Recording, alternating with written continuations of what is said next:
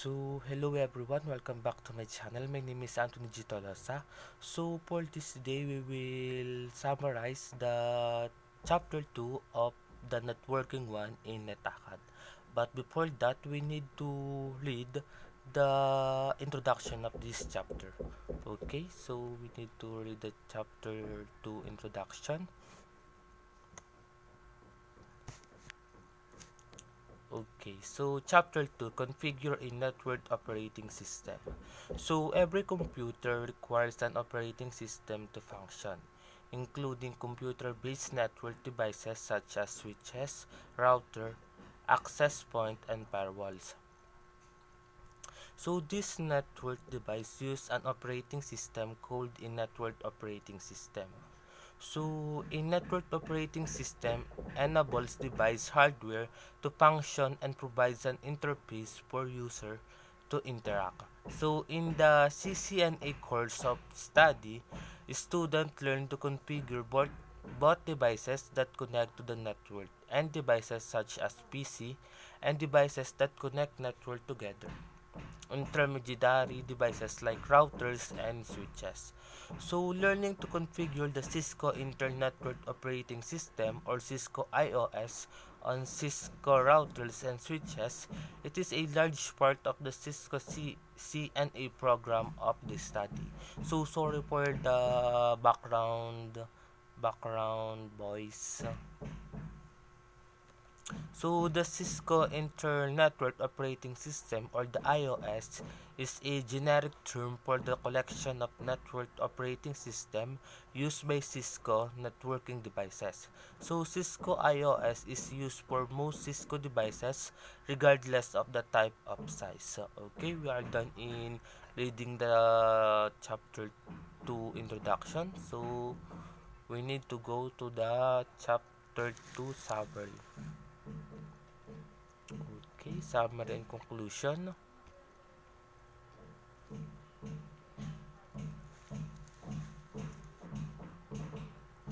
So, Chapter 2, Configure a Network Operating System. So, Cisco IOS is a term that encompasses a number of different operating systems which run on various networking devices. So, the technician can enter command to configure or program the devices to perform various networking functions. So, Cisco IOS routers and switches perform functions that network professional depends upon to make their network operate as expected.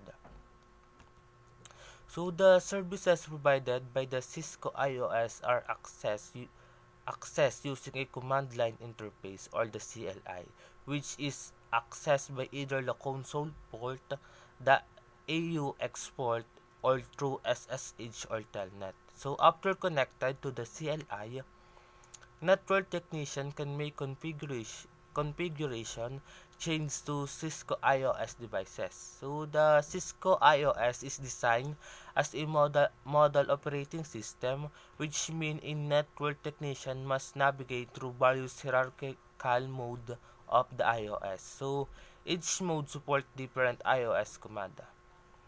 So Cisco IOS router and switches support a similar model operating system, support similar command structure, and support many of the same command. So in addition, both devices have identical initial configuration step when implementing them in a network. So this chapter introduces the Cisco IOS. It details the various modes of the Cisco IOS and examines the basic command structure that is used to configure it.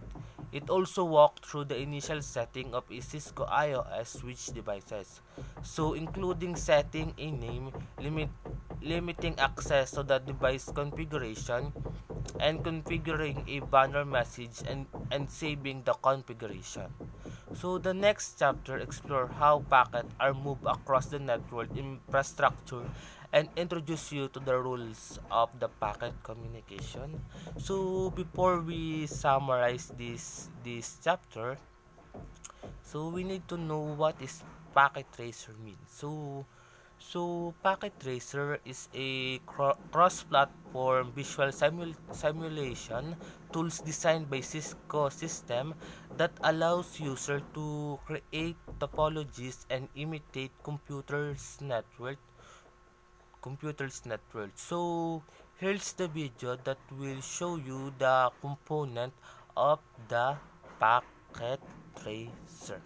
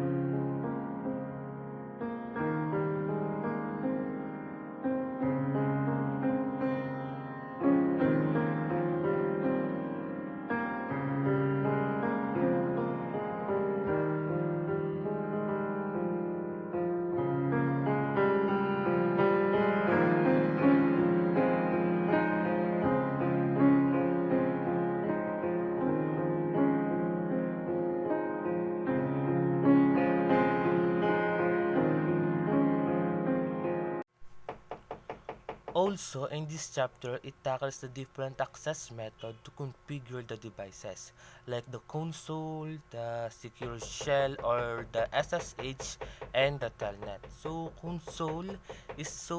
console is a physical management port that provides out of a band access to the Cisco devices. Then the SSH, or the secure shell, is a method for remotely establishing a secure CLI connection through the remotely establish, establishing a secure CLI connection through a virtual interface over a network. Then the telnet is a insecure method of remotely establishing a CLI session through a virtual interface over a network. Sorry for the background. Okay. Also, in this chapter, tells the different commands like the user exec mode, the privilege exec mode, and the line configuration mode. So this mode has limited capabilities but is useful for basic operation. Then the privilege exec mode. So this mode can execute the configuration command. Then the line configuration mode. So it is used to configure console SSH telnet or AUX access. Okay.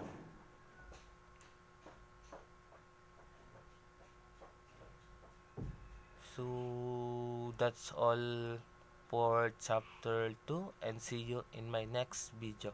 Bye bye.